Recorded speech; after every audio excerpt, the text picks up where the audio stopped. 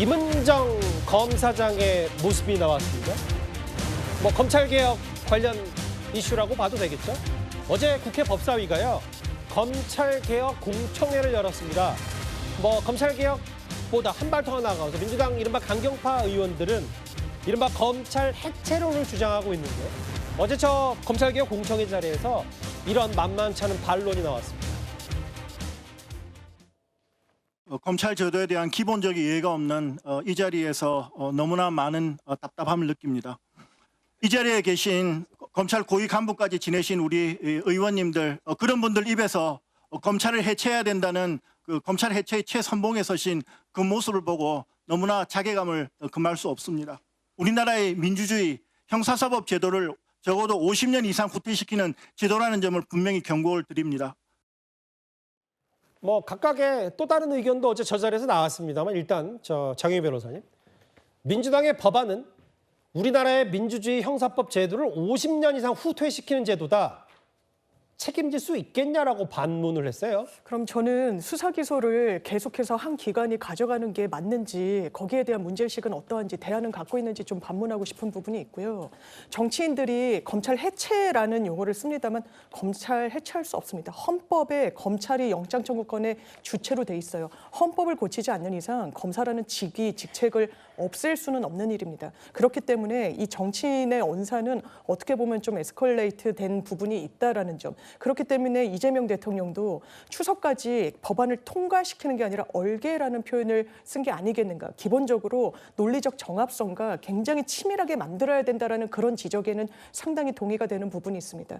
이럴 때면 영장 청구 권한이 검찰에게만 있기 때문에 공소청에 검찰한테 영장 청구권을 줬을 때 일선 수사, 그러면 수사관, 검사라는 직책은 못 쓰게 한다고 했으니까요. 이 부분을 어떻게 해소할 것인지, 그리고 형사소송법과 형법에 검사가 수사의 주체로 전제됐던 이런 조항과 어떻게 맞춰 나갈 것인지에 대해서는 논의를 지금 말씀 주신 변호사분들의 어떤 의견까지 종합해서 치밀하게 좀 재설계해 나가야 된다라고 생각합니다. 뭐 검찰개혁 50년 이상 후퇴시키고 국민들에게 피해를 고스란히 간다라는 검사 출신 변호사 김종민 변호사 일가를 한번 들어봤다면, 지금 뭐 검찰개혁하면 상징하는 인물이 이 사람이 됐죠. 바로 임은정 신임 서울 동부지검장.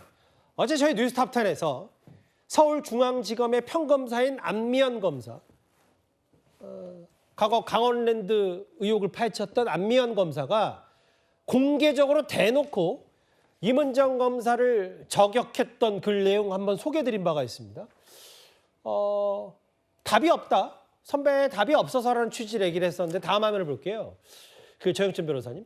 임은정 지금 지검장이 이제 어쨌든 평검사의 공개 저격 글에 즉답은 안 했고, 대신 윤 전 대통령 재구속과 관련해서 우연이 아닌 인과응보가 필연이다라는 취지의 얘기를 했으니까 이제 후배로부터 저격을 받고, 또 일단은 선배 검사였던 윤석열 전 대통령을 겨냥했어요. 어떻게 받아들이십니까? 그 안미연 검사가 임은정 검사장 11년 후배입니다. 예. 그러면은 어쨌든 까마득한 후배가 저렇게 질문을 했으면 다른 쪽으로 말을 돌리지 않고 정확하게 그 질문에 대해서 답을 해야 되는 거 아니겠습니까?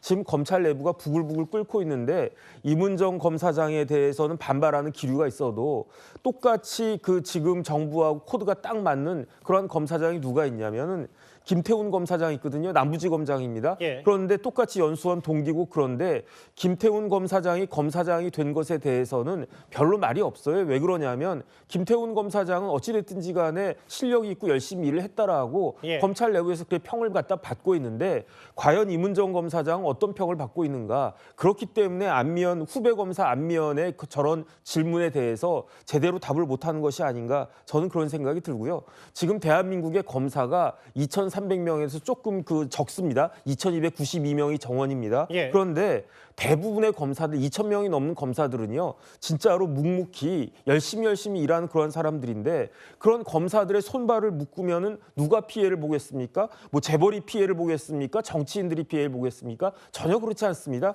결국은 서민들이 피해를 볼 거고요.